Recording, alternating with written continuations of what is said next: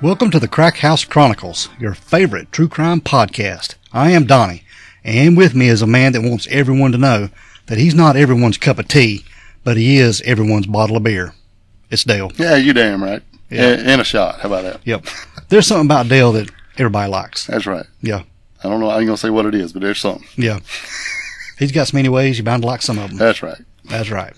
Hey, what's up, man? What's going on with you? Same old, same old. Same old, same That's old. Right. Having a good day? Having a pretty good day. Damn right. Because we got a really good episode coming up. Man, I can't wait to get into this. I know. It's going to be great. Before we get going, though, you got any good shout-outs? Anybody want to mention? Look at there. We have another 5-star. 5-star, 5-star. Yeah, we got a Apple Podcast 5-star review come in. Bring it on. It is a MW Large. It says, love it, exclamation point. So that's really loving it. Yeah. Being from Shelby, so we got a hometowner. I love the accents, but most of all, the storytelling. You guys are doing a great job. And that's signed, I'm going to say Mir. Mir. M-E-R-E, Mir. Yeah. Hope I'm not butchering that. Be like, come here. Yeah, Mir. Yeah. So, but anyway, well, thank you so much, and I appreciate you taking the time to do that and type it out. And I'm glad somebody from the hometown here is picking us up as well and telling all their friends and neighbors and all that good stuff. Yeah, tell everybody about us. Yeah. If anybody else wants to be like Mir and go to Apple Podcast and click that 5-star, write something in the box. That's right. And it will show up, and we will give you a big old shout-out. We'll give it big as we can do it. Yeah. We'll give you the hand clapper gimmick Dale's got over there. Yeah, a little hand clapper gimmick. How about that? That's right. Well, about some gimmicks. If anybody wants to go to the store page and get you a T-shirt, get you something to wear, yeah, show off your Crack House Chronicles pride. Yeah, ooh, I like that. Yeah, we'll might be a new shirt. You can take a picture of it and we'll post it on our socials. Crack House Pride. Yeah, do that. Everybody, you guys start sending them in. You used to do it every now and again. They haven't sent none lately. Yeah, people's ordered shirts and stuff. They just won't send us a picture of them wearing it. Right. That's cool. Yeah, send it and we'll put it on our... We'll throw it right up. Yeah, we'll post it and thank you for it. Heck yeah. We'll thank you to pieces. That's it. A big old hug or something. Yeah. Other than that, dude, we're going to get going on this episode. Ooh, that's good. I've been waiting on this. Yep, because, last week we talked about Matt Stewart. Yep. It was a guy there, he's 31 years old. It was murdered in Mooresville, North Carolina. Just down the road. Just a home invasion. Yeah, okay. Yeah. That's what you want to call it. There's a lot of sketchiness going on. We got to get into this. I got questions. Yeah. But we reached out to Freddie Wilson. He is the host of the Unforgotten Podcast. Amazing podcast, 2 seasons worth. Yep. Deep dive. Deep dive into this, several parts on both seasons. And before we get into our episode, if you haven't listened to Freddie's Unforgotten Podcast, you really need to check it out. Because us talking about it just doesn't do it justice. Because, we covered the case, but we didn't take the dive like he did. No, it's so detailed. I mean, we did, we could have kind of a simple version. I mean, we covered it pretty well, but nowhere near the detail that Freddie did. And a lot of questions we're going to ask are coming from the details. So you might be a little confused if you only listen to just our episode and not his. So, I mean, it might take you a couple of days to get it all in, and plus there's Q&As along in his, so you can kind of keep up, and then they go back and recover stuff. So it's really cool how it was done. Yeah. So if you get a chance, go check out his podcast. But we're going to get Freddie here on the show. Welcome to the show, Freddie. Well, thank you all for having me. Really appreciate it. We appreciate you for what you did for Matt and trying to find some justice for this guy. And taking a lot of heat doing it for some reason. Blows my mind. No, that took a fair amount of criticism. From a couple different directions, but that's the business, I guess. I guess it is. Yeah. Before we get going, my first question is, of all of this, did you ever find out if there was a barbecue, and if so, when the barbecue was? Was it the night before, or was it the Sunday night before? Or was it ever even there? Man, we're just diving right in. Yeah. Man, that question keeps me up at night still. I don't have really any more information about it. It's hard to imagine that there would have been one and have not, I was never able to find someone that said that they were there. Yeah.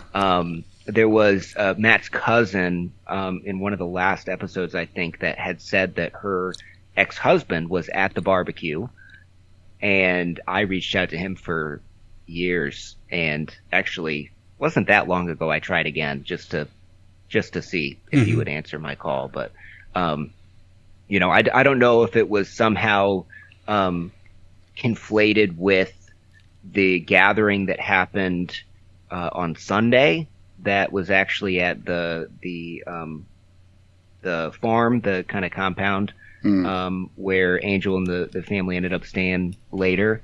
I don't know if that was the barbecue that was referenced, but it was kind of presented, you guys talked about in your episode last week, it was kind of presented to me as this event that could explain why somebody may have been in the house. And then we had a couple neighbors that seemed to remember that event, but it's just so hard, you know, 10 years on, even if people come with memories, it's hard to kind of parse out what is legitimate. And, you know, I don't think anybody knowingly lied to me about their recollection, but I think 10 years on, you hear something, and these kind of misconceptions can kind of fester. So I still don't know. I would love to, if anybody out there can provide more insight into this barbecue situation, that would be that would be amazing, because it's certainly would be a huge break in understanding what happened that night. Right. And it could have been something smaller. I mean, because especially in this state, nobody calls it a barbecue. It's a cookout.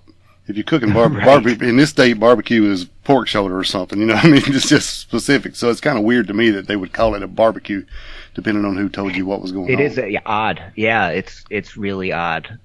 It obviously would be very significant if there had been an event at their house that night, or even the day before. Right, and even if they were, it was kind of far-fetched for me to believe that somebody would stay hid in the house for a day and a half. Or, you know, if it was like on a Sunday evening or whatever, and this didn't happen till like Monday night, right, going into Tuesday. Yeah, you know, it was kind of presented to me in a way to somehow explain why the police supposedly, you know, according to multiple people, went through a neighbor's house before they kind of in that 100-minute window when the 2 squad cars arrived at Shepherd Hill Drive, and the time that they went in, which was around 2:30 a.m., supposedly they went into Danielle Allen's house down the street because it was the same layout as the Stewart's house. And supposedly they did that because for whatever reason they thought someone was hiding in the house, and they wanted to go through and see where all the nooks and crannies were to try to evaluate where this person might be hiding. Which is all of that is really bizarre. Very. But I am fairly confident, based on, you know, talking to multiple people, including Danielle Allen herself, that they did go in her house to search it before they actually went to get Matt. Yeah, that's very weird. Can you imagine somebody knocking at your door and you open up and look, there's a situation down the road, but their house is similar to yours. Can we come in and walk around your house at midnight? That's weird. It doesn't. Yeah, to me, it doesn't. It doesn't indicate there was particular urgency. I mean, in my mind, this is an active shooter situation with a child in danger, searching a house down the street to kind of map out the blueprint. Seems, you know, I'm not in law enforcement, and I don't know how those situations are supposed to go, and you know, with all of this being unknown, all these different factors that could have come up maybe to explain this, you know, it's just kind of outside of what we can know right now. That's why I was asking about that, because of the whole hider in the house theory. Yeah, I ain't buying it. I mean, is that even plausible of somebody to hide out in the house for that long, or because the house isn't really that big? I mean, no, it's not. I think it was more so. I mean, the way that it was presented to me, and I mean, the way it was presented to me was I put in the podcast, and it was like many different elements of the podcast.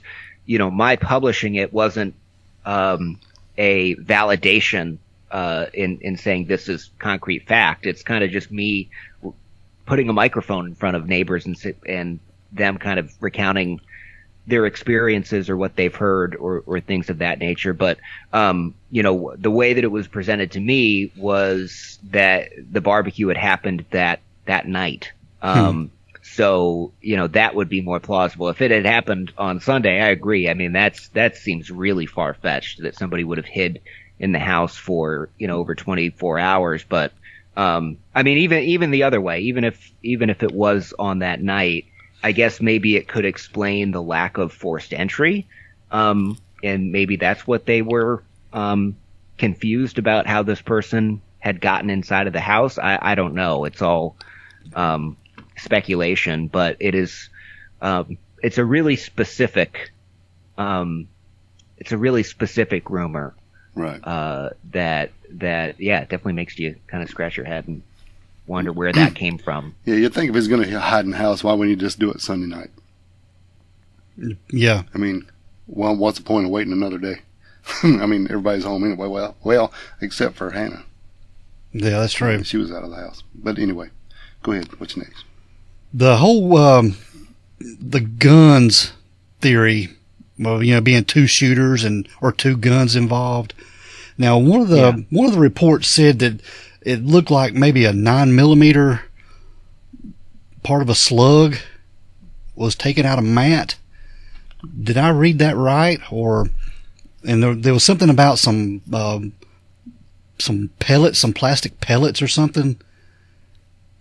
Yeah, it was a certain kind of ammunition that the Dr. Judy Melanek, who, in the years since, I've seen her come up in a lot of like really high level like investigation discovery, like kind of true crime documentaries. So I'm always very grateful that she agreed to be on the podcast. I'm not sure how I swung that. That was awesome. Great job. Yeah, she was very, very grateful that she took the time to analyze this, and she seemed to think it was like a hollow point bullet, but like a specific kind of hollow point bullet, and that kind of led me to go to some different gun shops and talk to people, and I never really got a firm handle on what that meant, other than, and I know absolutely nothing about firearms, to be clear, so I was kind of taking a crash course in all of it, but I guess it's a certain kind of ammunition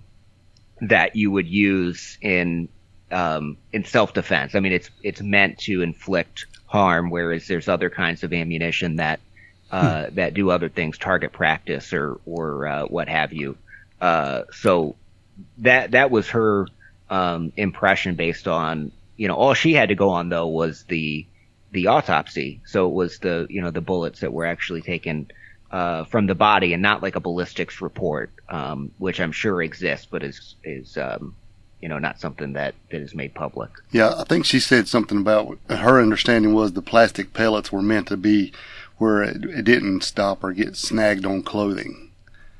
And yes. And that way it would, I guess, like you said, it would just go straight on through, which I don't really understand how a regular slug would either. And it was like one of the guys on your podcast said he thought it was like one was a 40 and maybe a 32 caliber, two different calibers as far as he could tell. But like you said, it's all guesswork because there's no ballistics. That's right. Yeah, I think in one of the documents it actually said 38 and 40. Okay, cool. And I have a pretty good. On pretty good authority that is the case. That there was 38 and 40. All right, Freddie, this and there were two different guns. Yeah, exactly. Yeah, this whole night or this early morning where Matt was murdered, all this is, me and Dale's talked about this, but this is all Angel's recount. Every bit of it. Of the events that night. Is any of the events she talked about or described, do you know of, that's been corroborated with maybe ballistic forensics that was, maybe in the headboard or the wall or something, as to, the trajectory of the bullets, which way they came from? They come from the door. Was he already in the house? Because you can tell we talk about this a lot. Yeah, because because all this is her story that she's telling. Right. No, that's true. I think that from what I've heard, and you heard a little bit about it, you know, you've heard some people on the podcast talk about there being bullets in the headboard. Yeah. That's been my impression. You know, I never had any on the record conversations with law enforcement where they would confirm any of this stuff. I was told very early on there's going to be no kind of interview where it's no comment, essentially. That is so crazy. Have you ever seen a crime scene photo? Oh, no. Okay. No. I mean, I've, you know, you heard some people in the podcast who actually went into the house after the forensics team were gone, and they saw, you know, some of what the bathroom was like and things of that nature. So, but you know, I think other people have brought up in the past on the forum, you know, maybe Matt was killed in another location or something like that. And I think that, you know, in terms of her story being corroborated, I mean, he was certainly killed in the bathroom. It was certainly, you know, shots fired in the bedroom is my understanding of it. So those parts of her story, I think, are corroborated. Right. So what we were getting stuck on, and it's just really a thing in my head because I can't see a picture. You know, you said that she ran across the street and she was covered in blood. And I'm like, okay, wait, does covered in blood mean like there's a couple splotches on her shirt, you know, or is it just like Carrie coming across the road? You know, and then the mattress was supposedly covered in blood. And, you know, if he was shot once or so in the bedroom and then the rest of the fight took part in the bathroom and wherever, how would it be covered? So that's when I was wondering if there was any visual at all, and that's why I asked. No, yeah, I never got any kind of visual. I mean, I think the investigation's been pretty tight-lipped about that. They haven't released any kind of photos, and I think I don't know too much about investigations like this. I would imagine, since it's still an open investigation, that's not typically something that they do unless there's maybe a piece of it they want the public to see to get the word out. I'm not sure. But yeah, I don't know. And I don't know too much about you know, how abnormal it would be given her story. That she arrived at the door like that. But again, that's also coming from an individual, you know, who I spoke with 10 years on. Although I believe he gave an interview shortly after where he talked about her arriving at the door covered in blood. So that was a bit closer to the event. Was there ever a report filed on her wound that she had? I mean, it's supposedly a gun-inflicted wound. I mean, I'm sure they had to file a report. Do you know if there was a report on that at all? I mean, there was an incident report that made, you know, mention of her wound, but not in any kind of detail. Kind of like you guys talked about. I mean, there's definitely differing kind of recounts of the severity of the wound. You know, it was definitely in the wrist or hand or upper arm, and that's really all I know about it. You know, whether it was a graze or more significant. I know that she was, from what I understand, she was released from the hospital later that night, because I had some people that attested to seeing her later that night. So I know it wasn't, you know, serious to where she was staying for multiple days in the hospital, but otherwise I'm not, you know, I haven't seen any pictures or anything like that. Right. Yeah, because there was a couple different accounts, you know, like I think one of the people you talked to at the hospital said, well, you know, it was bandaged up pretty good and she kept it away from her body like she didn't want to touch it. And then I think it was it Postmark? Postmark said, I saw her the next week and she had on a Band-Aid. So yeah. Right. Yeah. There was definitely, you know, differing understandings of that. And, you know, again, it was 10 years.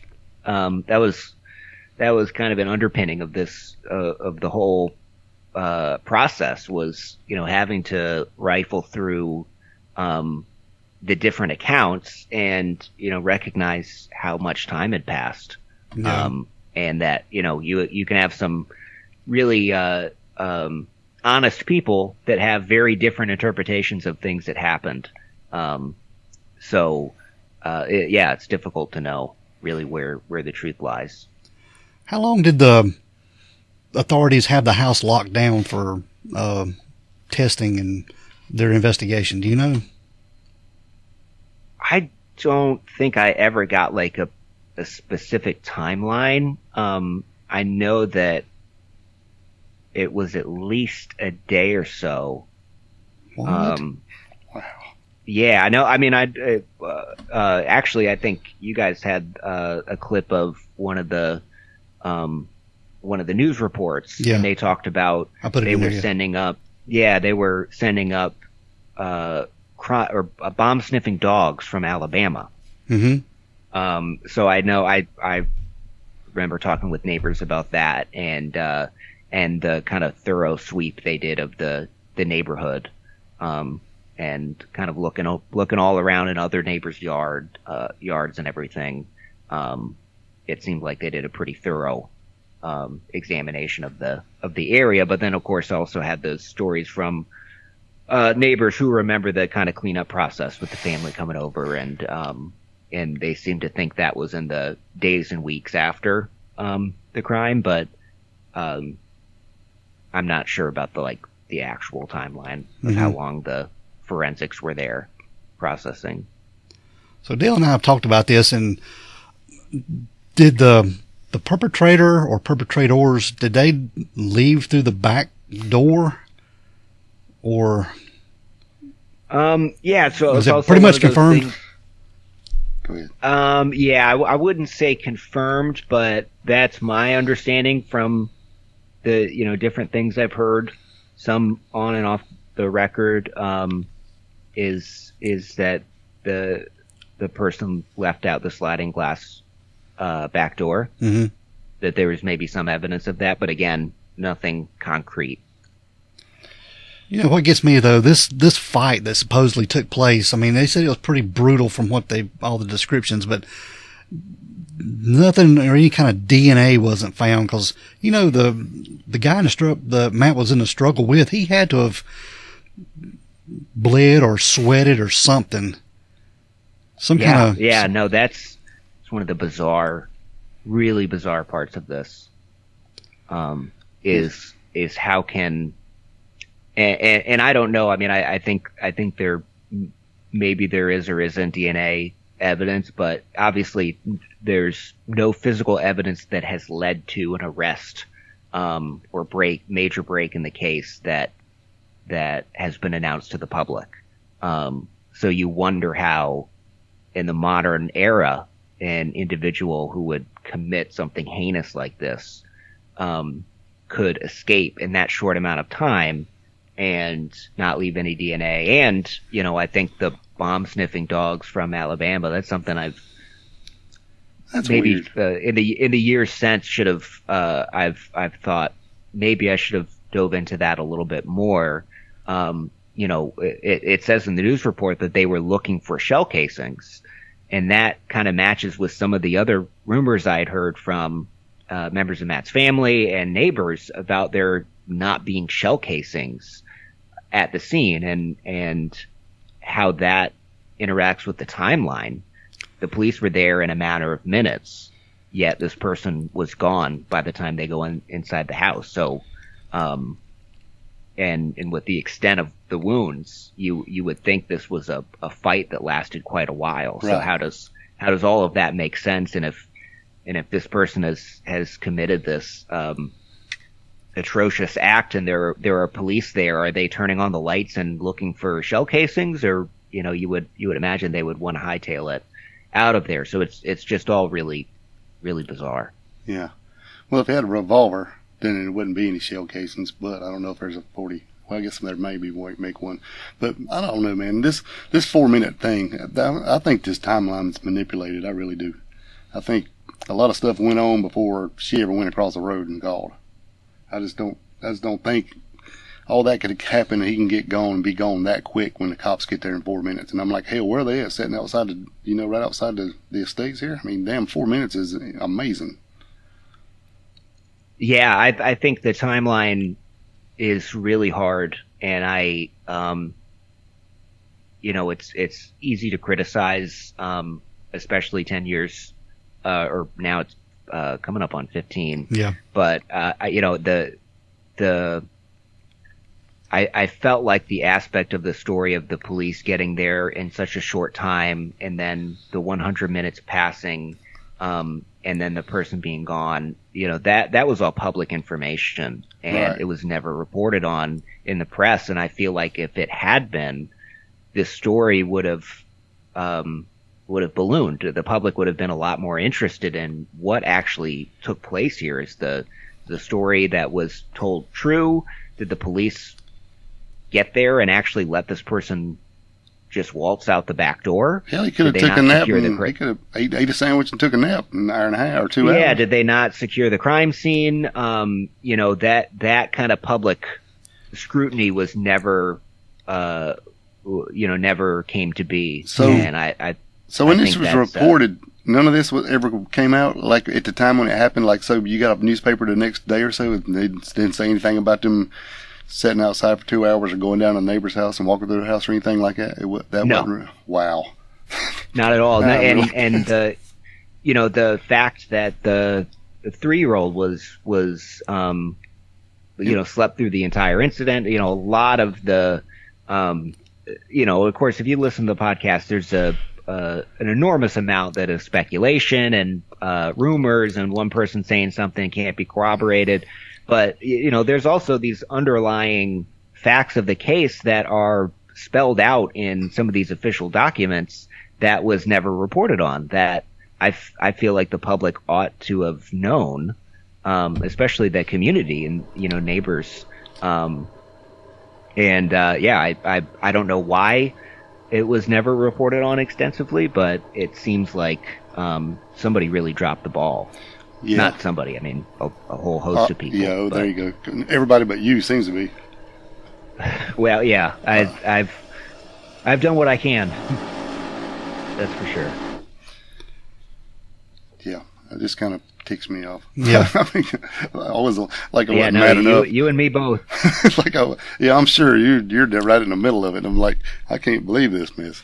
Was it the cops' idea to just wait on the task force to come, or the SWAT team to come, or did they have training to be able to go into a situation like this, as a hostage situation or anything like that? Where did the hostage situation come from? Yeah, no, that's a big question. One of the disappointing part, one of my regrets for the last episode, I had contacted a hostage situation expert and had been in conversation with him, and he wasn't willing to comment on. What I really wanted to do is sit down with an expert and say, we don't have all the facts of this case. Obviously, we don't have the case files. We don't have law enforcement who are there that are willing to speak to this. But, in your expertise, what is the protocol for officers that arrive at a residential house with an active shooter situation and a child inside? What are the steps that they would take, and what could have precipitated the assumption that there was a hostage situation? And he had some really specific things that he needed before he'd be willing to talk about that. And it was, and I can't remember the terminology, but essentially what he said was every law enforcement agency has a book on this, where it lays out the protocols. So I reached out at the time to the Mooresville Police Department, and they got back to me and basically said, we're not going to give the public a book of our protocols on how we deal with these situations, because that could have safety, there could be safety concerns about that, which, I think there's an argument to be made. If criminals knew how law enforcement are going to react to certain scenarios, they could use that to their advantage. So that it was still frustrating, though. Mm-hmm. I wasn't able to. I really would like to have someone that has significant experience in law enforcement kind of analyze this and say, here's what they would have done, here's what would have had to have happened for them to act in the way that they did. Right. but it could be naive. But I think I'm like a lot of people in thinking that in an active shooter situation, if one of the owners of the house has given them obviously authority to go in, saying, my husband is being attacked, I have a child still inside the house, I was just of the assumption that they would burst in there and try to save the little girl. But I'm also, aware of my own ignorance enough to know that maybe that's not what actually is supposed to take place. Maybe they're supposed to wait for the special response team. I just don't know. It's just frustrating. It's very frustrating. What about the guy you talked to that lives on Northland Avenue? He was the guy putting up molding and had his window up the night. Yeah. I've listened to his part on your podcast quite a bit over and over, and he is very credible to me. I don't know.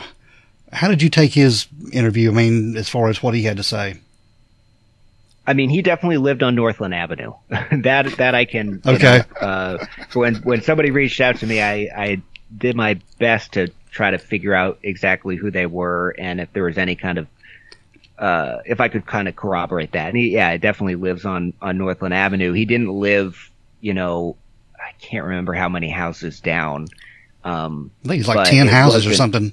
Yeah. I may have said that in the episode. It wasn't super close to where I was particularly surprised that he didn't hear any gunshots. I think the reason why he called was he claimed that he would have seen if anybody else had come down Northland Avenue that night, and he remembered seeing the squad car flying down the road. Or I can't remember if he said it was flying down the road or if it was crawling the speed, but I do remember he said that they didn't have their sirens on. Yeah, didn't have their lights on. He said they were going fast because he was wondering who was going fast down the road at that time of night. They were flying down the road. Yeah, that's right. And the question about how the mother-in-law got supposedly to the crime scene, he said, well, I would have seen her if she came down Northland Avenue. And I definitely believe his testimony in that, I think he was there. I think he experienced what he experienced. I think it would be hard to definitively say whether you could turn away for a second. He could have gone to the bathroom and maybe not remembered that 10 years on. That's but true. I think it's definitely significant. I'm not discounting his story, but there's a lot of confusion about that situation. So, yeah, and him saying that balance it all. Him saying that Brenda's car was in the driveway before the police arrived, because he recognized the cars and he was familiar with the vehicles. And it was inside the tape. Yeah, inside the tape. Yeah, well, it was definitely inside the tape, or I've it on pretty good authority, and from what I've seen from the pictures, it certainly looks like that. And he did say he saw it inside the tape, but I don't remember if he said that it was before the crime actually happened. And there's a lot of ambiguity about that. I'm of the belief that she got there after. But there's those posts on the forum and other people hearing other things. It's pretty clear that she was there and had her car inside of what became the crime scene. But, when she got there, it seems to be a mystery. There was a lot of people that talked about the reason that she gave for being there, and that was, a particular interest. But yeah. The whole timeline around that is pretty fuzzy. Yeah, there's a big talk on the reason she came there that night. Everybody's had the dream, the feeling, the premonition. Yeah. God told her to do it. Go buy some milk. I don't know what the hell's going on here. This woman. Do you know if what was up with the milk? Did she stop and buy milk? Yeah, that was something I never got to the bottom of. I mean, that all originated from that Dreamin' Demon post, right. dreaminddemon.com or .org, which is, one of the few things that were out there about this case prior to the podcast, other than like the few news reports. There was there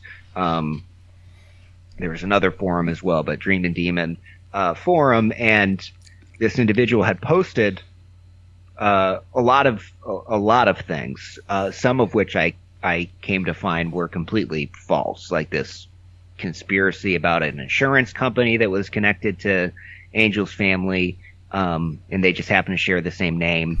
But there were things, like the mother-in-law's presence at the scene that turned out to be, from what I can tell and from what I've heard from eyewitnesses, that turned out to be true.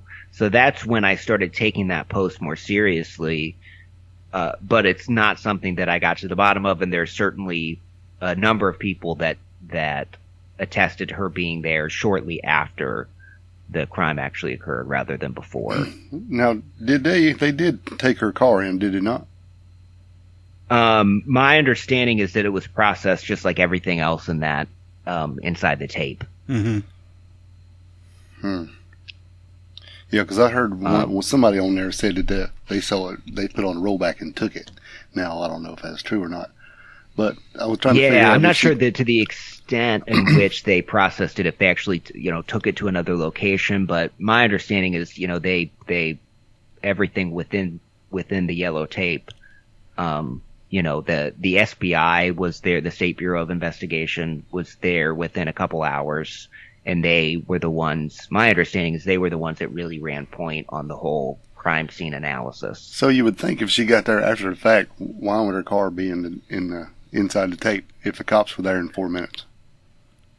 Absolutely, yeah. I mean, either she was there before or the scene was not secured, yeah. And, that may speak also to how this person was supposedly able to escape without detection, was that they did not secure that crime scene.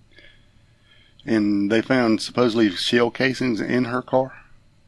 And if so, were they, what caliber do you know anything about that?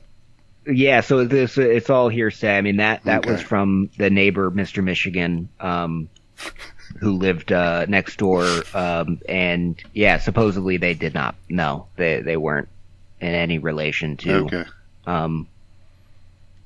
what the bullets that killed Matt Stewart. Yeah, Mr. Michigan, he kind of cracked me up with one. Yeah, no, he was a character. He's definitely a character. Yeah, I was telling Dale, I said, I'd like to talk to this guy. Yeah, he was hard. He was a hard one to get a hold of, and he eventually agreed with the understanding I wouldn't share his name and would hide his voice a little bit. Right. Yeah. But it took a while, and I had heard from multiple people that he really had a story to share. So I'm glad that he eventually did. But some folks were just really willing to talk, and other people I had to call and text and email a couple times. Yeah, he was the one who said he didn't hear nothing, no gunshots, no nothing, but later when they were redoing the house, he could hear the screw guns. Right. Yeah, no, he was really adamant on that. And not just him, there was a very sweet neighbor that who did go on the record, who has since passed away, but she lived on the other side. And she had dogs as well, and she didn't hear anything. That blows my mind. I can't understand how that happens. Yeah, it is weird. I think it was Dr. Melinek, who I had this conversation with, but it may have been another expert, and for one reason or another didn't make it on the podcast. But they were talking about, it is weird. It's worth noting, but it's also true that sound is a really strange thing to predict. And especially people's perception. There's been cases of houses being ripped apart by a tornado and a child sleeps through the whole thing. Those are kind of miraculous, and obviously you hear about them because they're so outside of the norm. So it's not that it's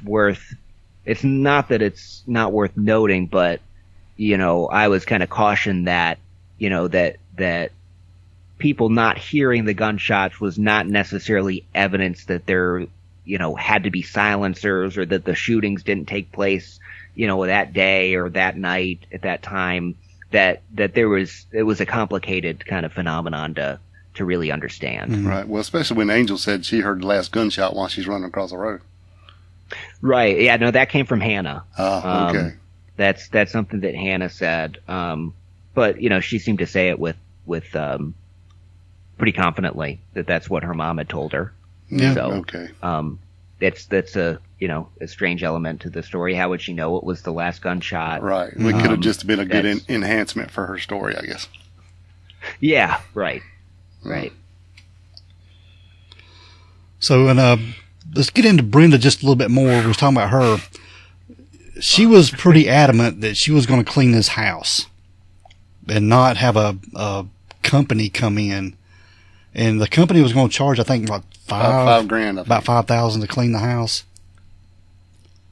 Is that right? Yeah. No, that was all coming from that. What did I call him in the show? The Garrisons, who lived up the street. He was the head of the neighborhood association. Right. I believe that's where that came from. So, that again is not, obviously didn't confirm that with anyone that would know for sure, but that is, what he heard. I mean, I'm about 100% confident that they cleaned the house themselves, that Brenda was involved in cleaning the house, that they did not hire a crew to come in. But in terms of why, that's just what I've heard from other people, that it was the cost. That just kind of blows my mind, because somewhere on there it was said that she was bragging about, they went and shot guns and this and that, and she had a millionaire boyfriend. Now, whether that was true or not, who knows? But I was like, man, if he got that kind of money, I just can't imagine if that would happen to me or anybody I know, that their family members would want to go in there and then scrape. It's not like you're going to clean up a house that's just dirty, or a hoarder was in it or something, and you're trying to help them out. This is like, well, without getting too morbid, pieces of people. Yeah, this is all over this house. Yeah, and it just blows my mind. It would have been a really horrific thing to do, the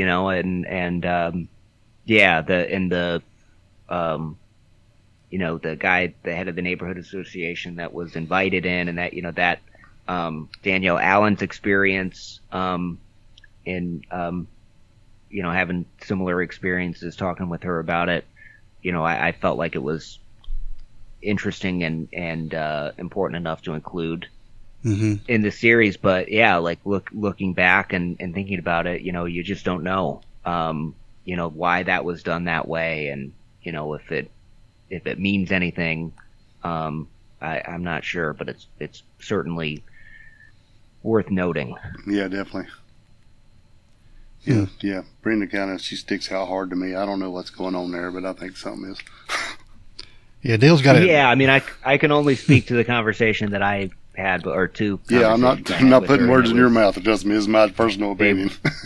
They were not pleasant conversations, but those are the only interactions I've had with her, and it was bizarre. I just don't. I mean, for me, if it was a family member that was murdered, I would be wanting to find out who done it. I would be wanting justice. I would be on every platform every day, but that's just me.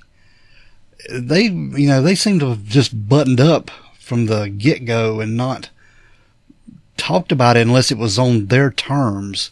Like Angel going on the Dave Ramsey show and doing the music video. It was just like it was their platform to talk about it and not somebody else's. Well, she was talking about it, not getting questioned about it. She was just giving her version, and this is true. No interaction. Yeah.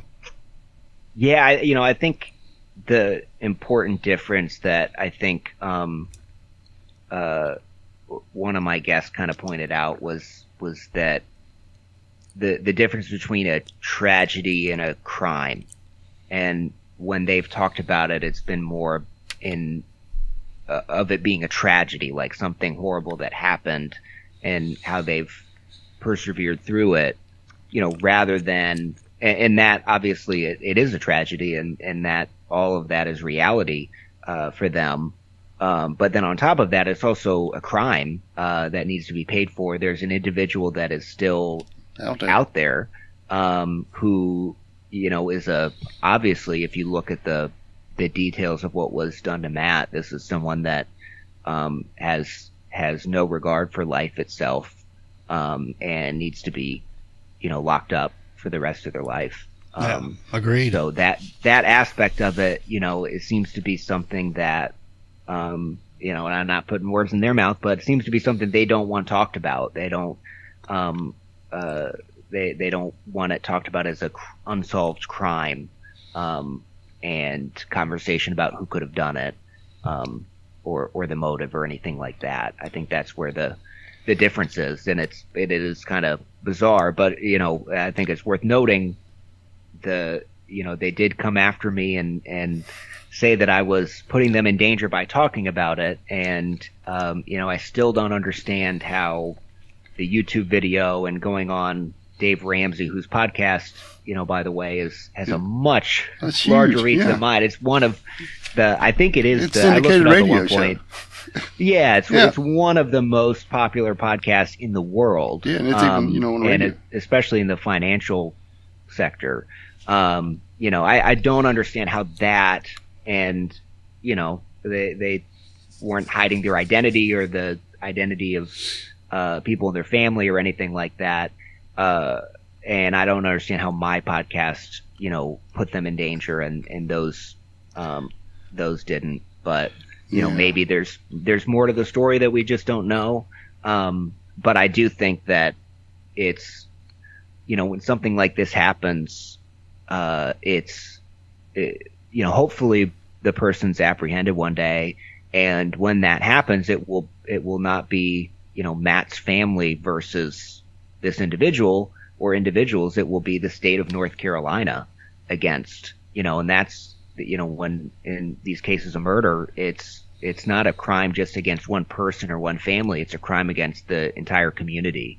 So that's why it's important, regardless of, and I understand people have different feelings and opinions on it, but, I've been adamant, throughout, and in my conversations with them that, this is something that needs to be talked about, especially if it can, lead to a resolution. If there's somebody that hears it that may know something that hasn't been reported to investigators, there are many podcasts that have been able to do that. Right. Yeah, that Dave Ramsey show, it's on a syndicated radio show on WBT in Charlotte. I mean, it's on, I don't know if it's every night, but it definitely comes on the radio. So it's widely heard. But speaking of, when you talk to Andy Squires, boy, that kind of got me. I mean, I know maybe he's your friend or whatever, and you talked to him, but you hadn't seen him in a long time. But when you got to talking to him about this same topic about, wanting justice, this, and he's like, well, never even really thought about it. I'm like, dude, that just blew my mind. I mean, like Donnie said, how can you not? Yeah. I don't know.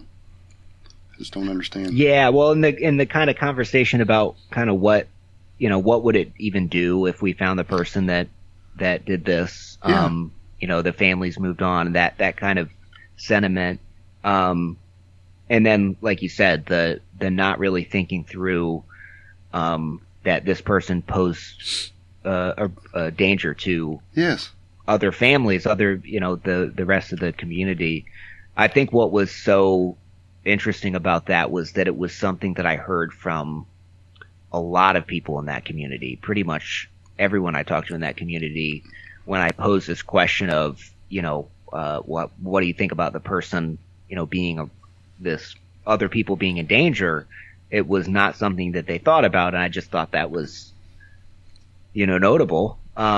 Just a attitude about the situation that I don't understand. And when you haven't walked in somebody's shoes, you have to kind of be open and, but also logical and just kind of think through this. And it's still something that I truly don't understand, why these things weren't thought about. And, personally, I feel like if, someone I knew that was was murdered in this way, I'd be really, really passionate about trying to find who did this and make sure that they can't do it to someone else, and make sure Matt's life really mattered, and make sure that they are punished for what they did. Exactly. Is this something that the church that Angel went to, is this something they teach as far as forgiveness? And I know you're supposed to forgive, but well, we've had some people come in and go, look, is this damn place, is it a cult? What's going on there? Are they telling these people they know what to think and this about? I mean, we really have somebody actually today asked us that I think they got some kind of cult going on down there, but I know you were in that church for some time, so I'm sure you would know what it's kind of like. But yeah, I agree with. Is that in the teachings that they tell their congregation? What's weird is like and so to be clear, I never attended the church. I went on like certain Sundays and I would visit sometimes. I had good friends that went there, good friends that played music there. And then I actually played bass for their youth group for a year or so when I was in high school. Mm-hmm. So I was kind of adjacent to it, but my family didn't go there, and I'm sure a lot of people over there really have admiration for me at this point. But no, I don't think that they. I think like any church, forgiveness is a part of Christianity and part of probably most major religions. But like I remember school, talking about the death penalty, and I definitely don't remember from what I can remember, they were, would kind of make a case for that.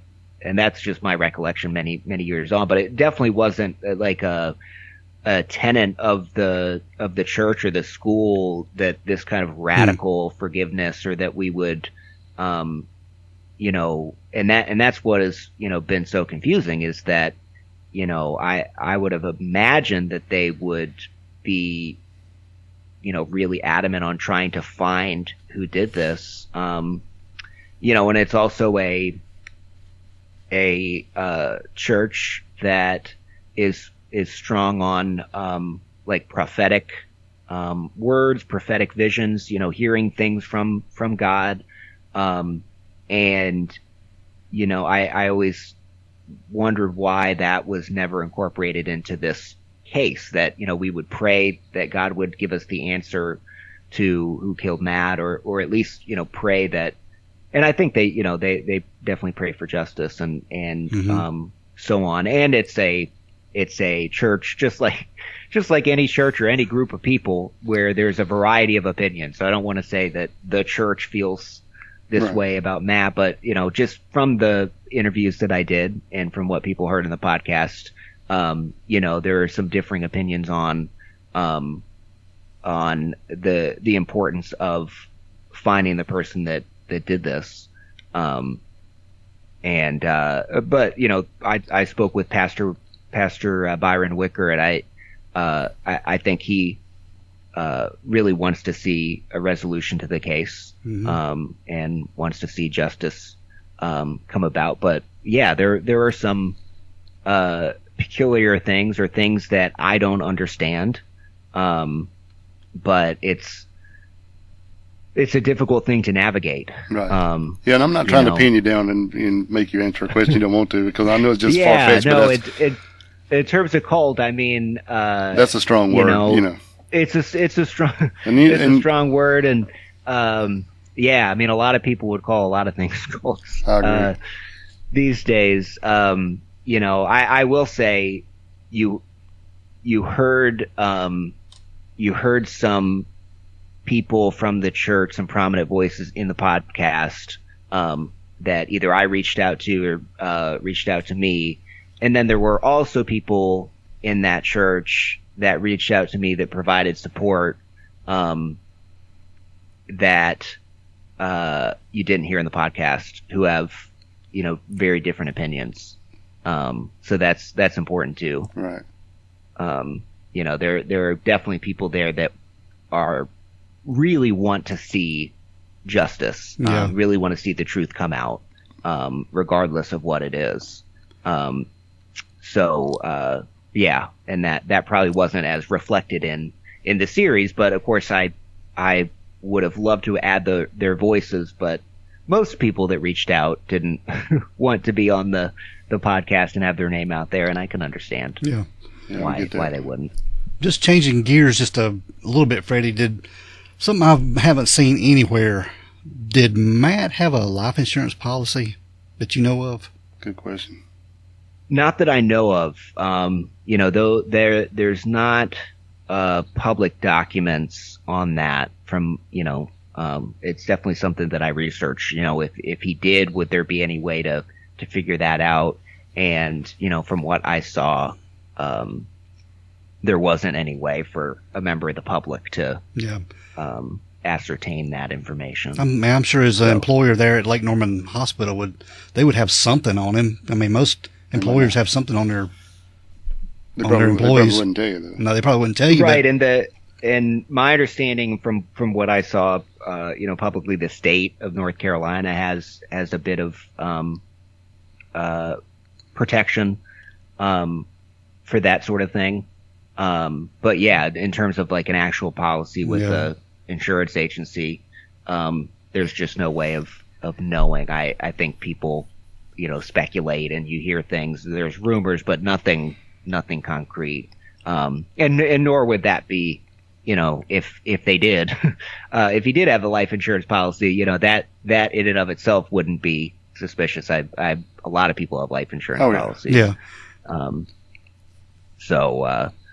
So it wouldn't, obviously if it had changed the day before or changed the week before, that may be a game changer, or maybe, something to speculate about. But yeah, there's, I learned a lot during this process about what is public information and what is not. Oh, I'm sure.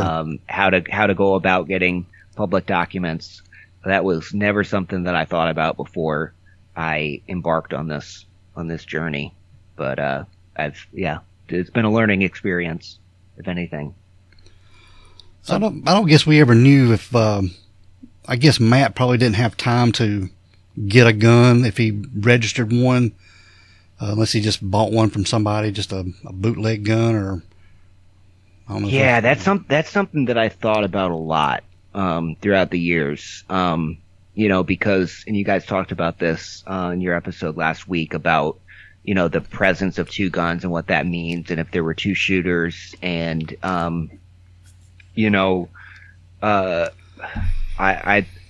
I would have some speculation around if one of those guns was Matt's and was used against him ultimately. I know there's some really kind of shocking statistics on that, he clearly was, according to X and according to his cousin.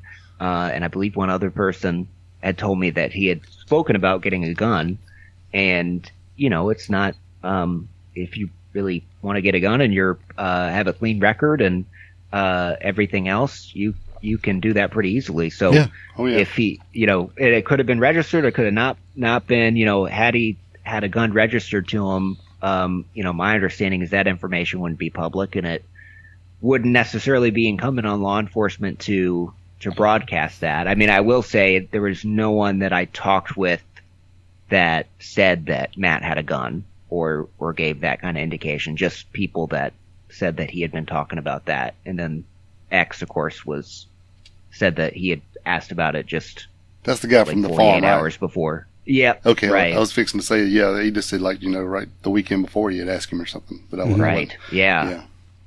That was shocking. Mm-hmm. That was really shocking. Yeah, it is odd that all of a sudden he needed one, and then this happens to him. I mean, it could be all coincidence, but this is just this whole damn story just tears me up. Yeah. Matt is not the kind of guy, and he's not someone that I personally knew, but I've had so many conversations. I feel like I have a handle on, who he is, and he doesn't seem like the kind of guy that would just kind of mull that over for a long time. He seems like the kind of guy that would, if he was really concerned about something, he would just go out and do it. It made sense he was asking a friend about it, but, it's certainly not something that would really shock me if it came out, if we learned that one of the guns was his, and that it was, used against him. And that would explain, why Angel only saw one person, and yet there was 2 guns used in the crime. Freddie, is there going to be a season 3 of Unforgotten? I really hope so. My ears are open. Like one of the lasting impacts of this podcast, and certain people can get annoyed with me for this, but I will never not answer a phone call. I could be like almost 100% certain that it's going to be a spam call, but I have to read every email. I have to answer every phone call, just thinking, there might be somebody that will come out of the woodwork and say, I want to talk about my story, or I know this little bit of information. So, my ears are always open. There are leads that I still track down. And I would like to do something, the 15-year anniversary is coming up next June. Yep. And, I would like to see something done, whether it involves me or something else. I mean, he deserves that. He deserves a lot more than that. Yeah, exactly. But he deserves that at least, some recognition. But ultimately, I would like to release some more episodes and continue doing this. It's when I started it was certainly not something that I would think I would still be working on 5 years later, but it's got a hold of me, and I haven't really been able to get another investigative reporter or anything to really sink their teeth into it. So, until that time, it's, I feel like it's, something I got to do. Hey, no problem. It's just really frustrating. I mean, with them, they're still calling it an open case, so they won't tell you anything. But, I mean, really, are they doing anything, or are they just keeping it labeled that so they don't have to tell us anything?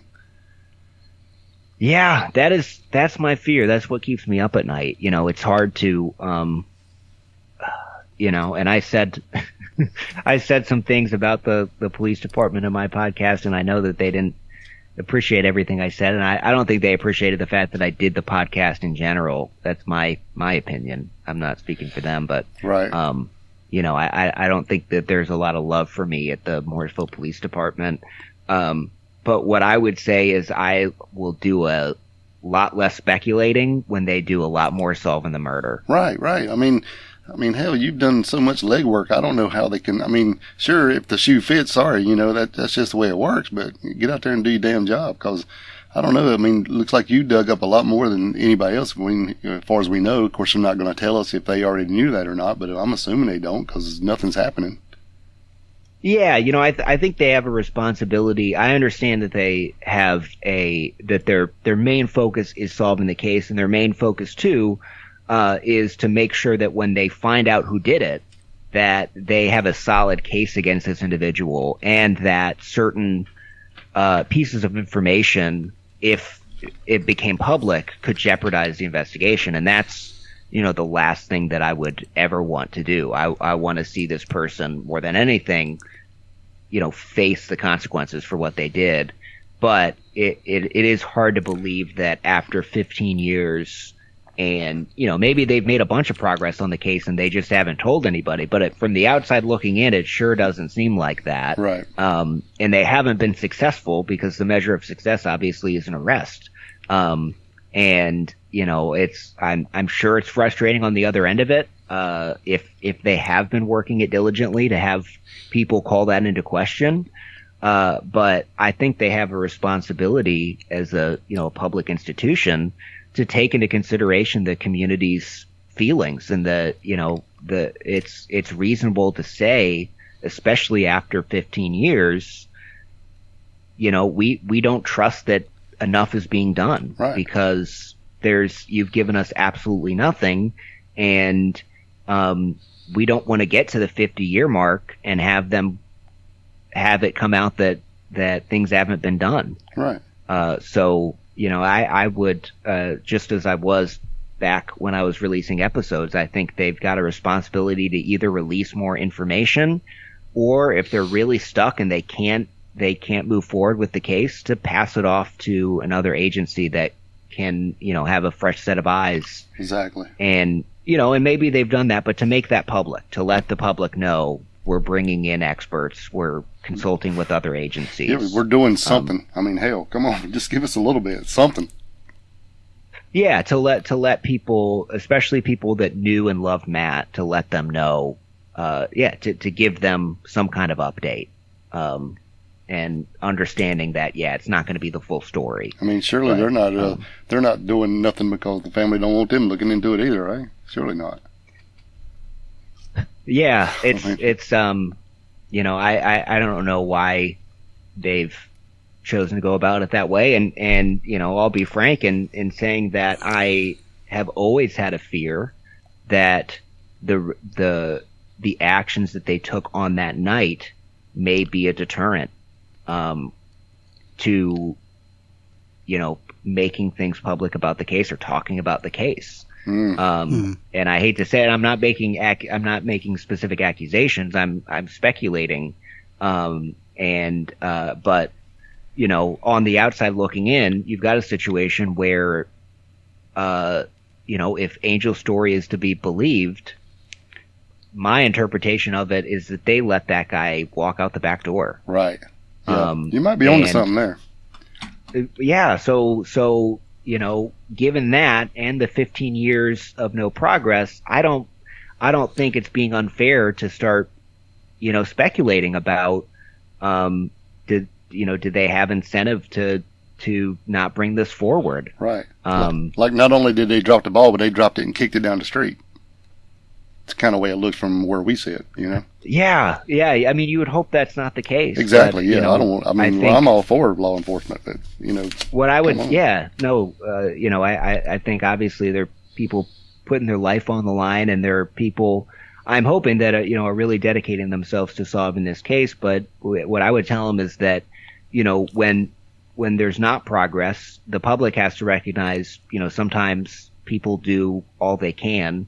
And at the end of the day, they're not able to, to complete what they started. But they also have to understand that when that happens, people are going to speculate. Yes.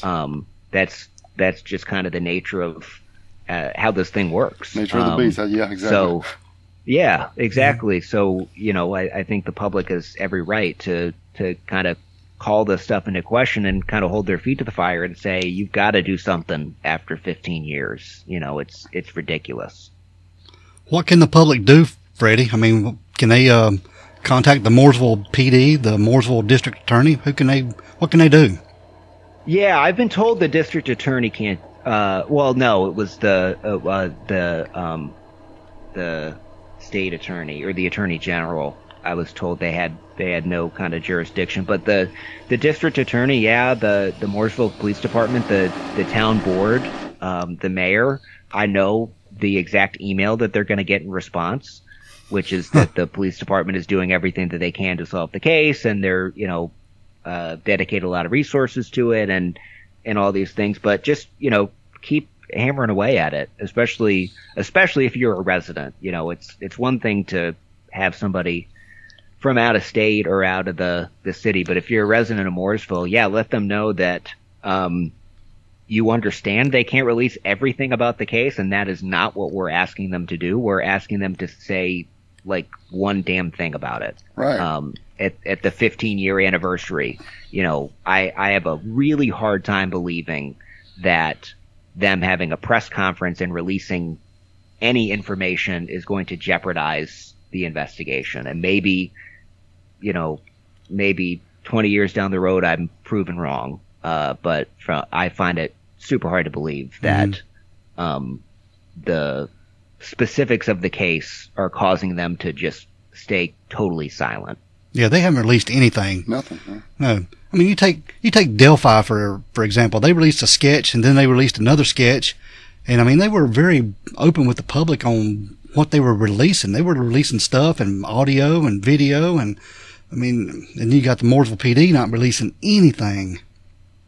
It's just no. I think it's public pressure. I think when crimes like that happen, I mean, part of the reason why the major cases that have a lot of public interest, a lot of reason why there's revelations that come out and the police department release more is because they're feeling the public pressure, and they know that they're serving the public. So I think that's the call to action if you're a citizen of Mooresville, to let them know that 15 years is a really long time to go by, without releasing more information or publicly saying we're bringing in new experts, we're handing the case off to another agency. Something has to be done. Yeah, I agree.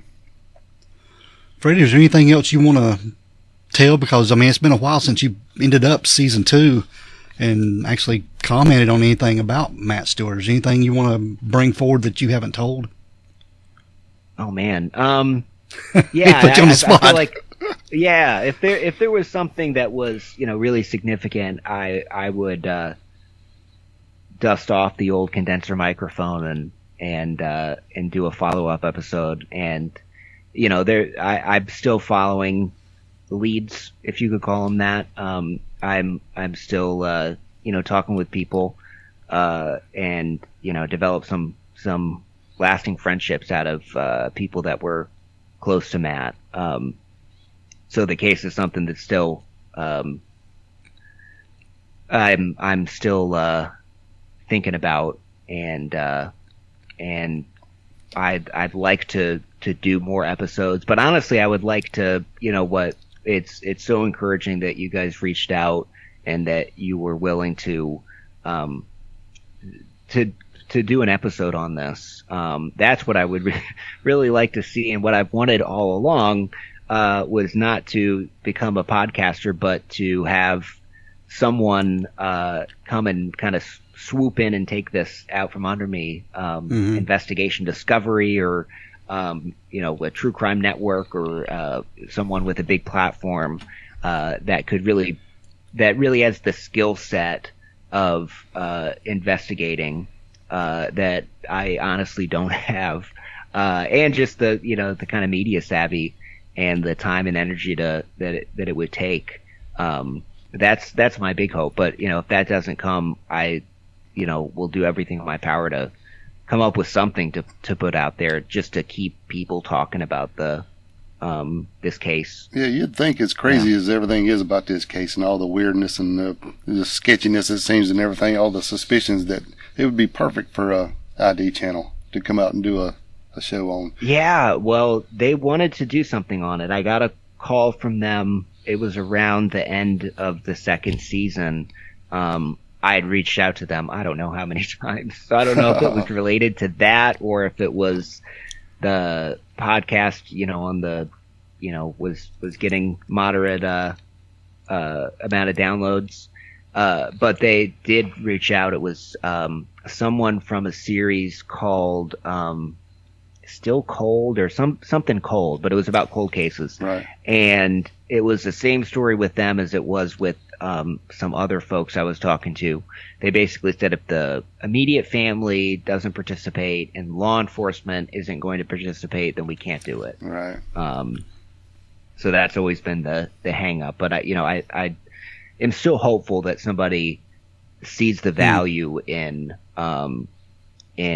covering it, and talking to who they, and I've always said I'll give over all the interviews I've got, and if they need references for who to call, I really want to see this case continue to be covered to, brought to a wider audience, so that there's public pressure. I see headlines, not all the time, but and people always bring it to my attention. But these podcasts are able to, and documentaries and Reddit threads and all this stuff.